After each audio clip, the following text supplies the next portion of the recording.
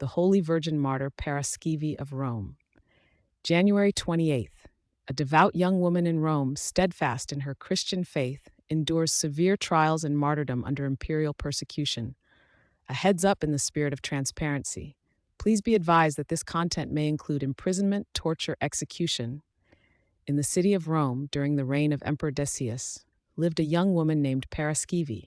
She came from a family of Christian faith and was instructed in the sacred scriptures from her youth. From an early age, Paraskevi showed a disposition toward piety and prayer.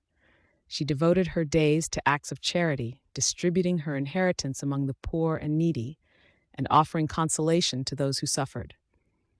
The emperor's decrees against Christians spread throughout the empire, demanding that all citizens offer sacrifices to the pagan gods.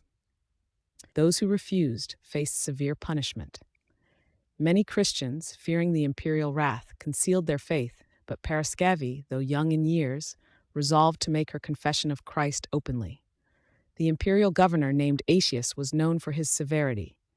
When word reached him of Paraskevi's steadfast adherence to the Christian faith, he ordered her arrest. Soldiers apprehended her and brought her before the tribunal. Aetius, seeing her youth and gentle demeanor, first attempted to persuade her with kind words, promising her riches and honors if she would only offer incense to the idols. Paraskevi stood before the governor and spoke with clarity. She declared that she was a servant of Christ and would not deny him, nor would she offer worship to lifeless statues. She stated that her true wealth was in heaven, and her honor came from God alone. Her words were a witness to her unwavering conviction. Enraged by her refusal, Aetius commanded that she be subjected to torture. They stripped her and beat her with rods, inflicting many blows upon her body. Paraskevi endured this suffering without a cry, her gaze fixed heavenward, offering silent prayers. The governor, observing her endurance, believed she might yield under more intense torment. He then ordered that she be stretched upon a rack, and her body was pulled in opposing directions. Her joints were dislocated, and her flesh was torn. Still, Paraskevi did not renounce her Lord.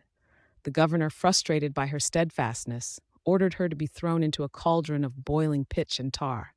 The executioners carried out the command. Yet, by the grace of God, Paraskevi remained unharmed in the scalding liquid. When Aetius saw this, he attributed it to sorcery and commanded that she be removed from the cauldron. He then ordered her to be taken to a temple of Asclepius, where he expected her to be forced to worship the pagan deity. When she entered the temple, Paraskevi made the sign of the cross over the idol. Immediately, the idol shattered into many pieces, falling to the ground. This act caused a great commotion among the pagan priests and the onlookers.